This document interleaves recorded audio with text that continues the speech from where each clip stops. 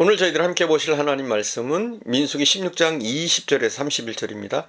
민수기 16장 20절에서 31절 제가 봉독해 읽겠습니다. 여호와께서 모세와 아론에게 말씀하여 이르시되 너희는 이 회중에게서 떠나라. 내가 순식간에 그들을 멸하려 하노라. 그 두 사람이 엎드려 이르되 하나님이여 모든 육체의 생명의 하나님이여 한 사람이 범죄하였거늘 온 회중에게 진노하시나이까. 여호와께서 모세에게 말씀하여 이르시되 회중에게 명령하여 이르기를 너희는 고라와 다단과 아비람의 사방 장마에서 떠나라 하라. 모세가 일어나 다단과 아비람에게로 가니 이스라엘 장로들이 따랐더라. 모세가 회중에게 말하여 이르되 이 악인들의 장막에서 떠나고 그들의 물건을 아무것도 만지지 말라. 그들의 모든 죄 중에서 너희도 멸망할까 두려워하노라 하며 무리가 고라와 다단과 아비람의 장막 사방을 떠나고 다단과 아비람은 그들의 처자와 유아들과 함께 나와서 자기 장막문에 선지라. 모세가 이르되 여호와께서 나를 보내사 이 모든 일을 행하게 하신 것이요 나의 임의로 함이 아닌 줄을 이 일로 말미암아 알리라.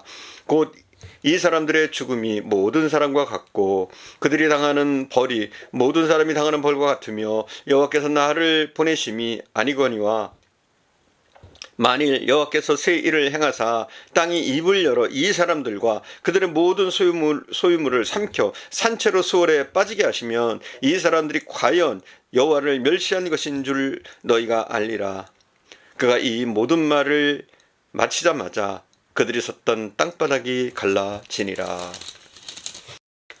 우리가 지난 시간부터 고라 일당의 반란에 대해서 살펴봤습니다.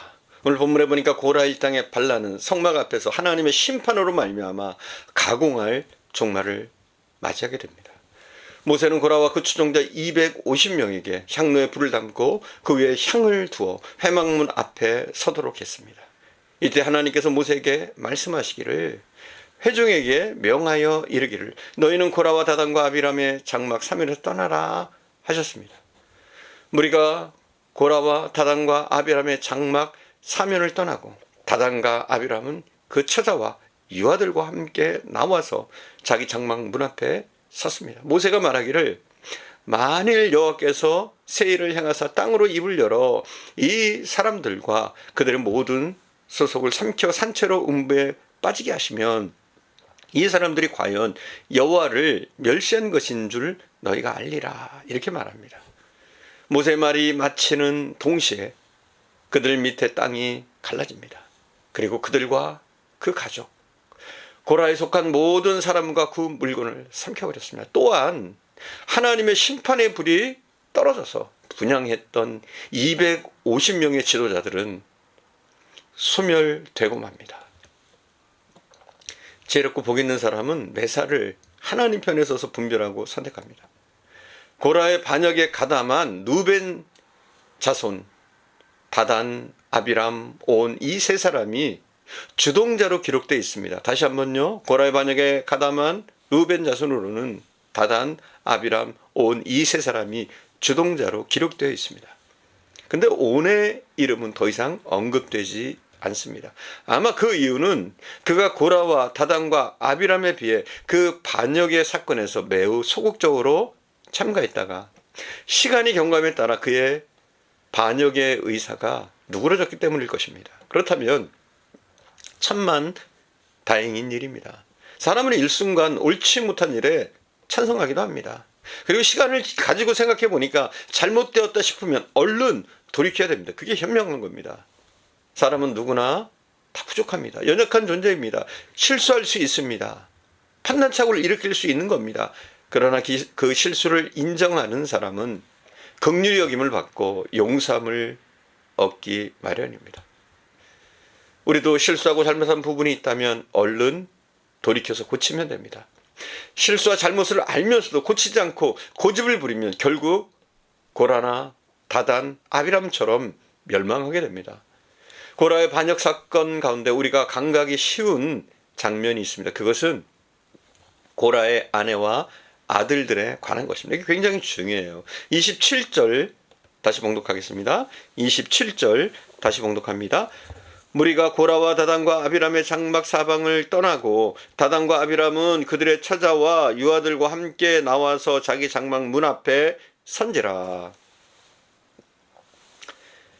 고라의 아내와 아들들이 이들이 남편과 아버지에게 동조하지 않았다는 거예요. 가담하지 않았다는 거예요. 이게 얼마나 놀라운 사실인지 몰라요.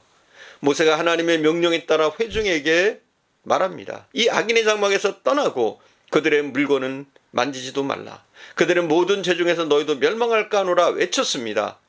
놀란 회중이 고라와 다단과 아비람의 장막 사면에서 떠났습니다. 그리고 다단과 아비람의 장막에는 그들의 처자와 유아들이 함께 머물러 있었습니다. 그러니까 쉽게 얘기해서 다단과 아비람의 가족은 다 머물러 있었던 거예요. 반면에 고라의 처자는 고라의 행위에 동조하지 않았습니다.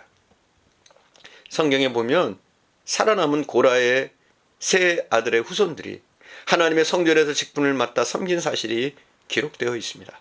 고라의 후손 중에는 성막이나 성전 문지기의 직무를 수행한 사람도 있었습니다. 또한 그들 중에는 소제를 드릴 때 사용된 누룩 없는 제사떡을 굽는 일을 맡거나 성전에서 찬송을 부르는 자들과 찬양대 지휘자도 있었습니다. 그리고 시편 가운데 일부는 고라의 후손들이 기록했습니다. 고라의 반역 시에 그 가족들은 매우 어려운 선택을 합니다. 그들은 선택과 결단을 내려야 했을 겁니다. 그들은 혈연 관계를 떠나서 오직 하나님이 무엇을 원하시고 명하시는가를 따라서 선택하고 결단을 내렸습니다. 그러나 다단과 아비람의 처자는 함께 생매장 당하는 형벌을 받았습니다. 그 와중에도 고라의 그 가족들은 무사했다는 겁니다. 죽음과 살인의 차이는 그들이 어디에 서 있는가 하는 위치의 차이에 있었습니다. 하나님께서 너희는 고라와 다단과 아비람의 장막 사면에서 떠나라 하셨습니다.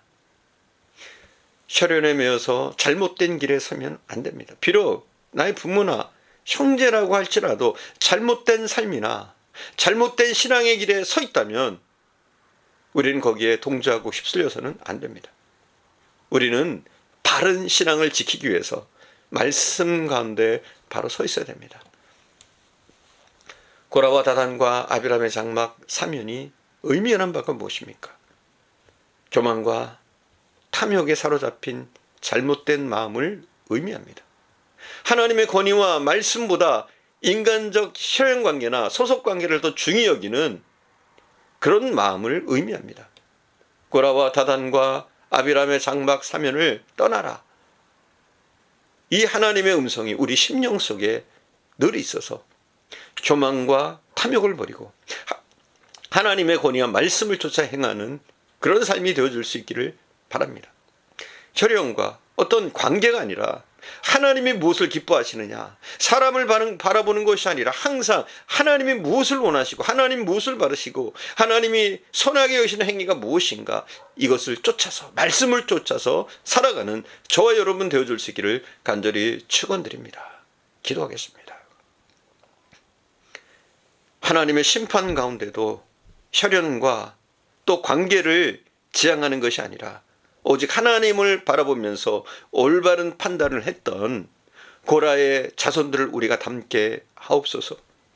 그 어떤 일이 있어도 그 어떤 상황 가운데서도 하나님을 바라보게 하시고, 그것이 내 형제, 내 부모라고 할지라도 신앙적인 잘못된 길에 들어서고 있다면, 삶의 부분에 잘못된 부분들이 있다면 우리가 그것을 답습하는 것이 아니라 그것으로부터 떠나게 하시고, 또 그들을 동조하는 것이 아니라 그들을 돌이켜 하나님께로 인도할 수 있는 저희들 되어지게 하옵소서. 사람의 눈치나 혈연관계에 매여 우리의 신앙생활에 장애가 있지 않게 하시고, 오직 하나님을 바라보며 말씀 가운데 하나님이 기뻐하시는 것이 무엇인지 항상 쫓아 살아가는 저희들 되어줄 수 있도록 은혜 베풀어 주옵소서. 오늘도 함께 하시는 주님께 감사드리며 우리 구주 예수님의 이름으로 기도드립니다. 아멘.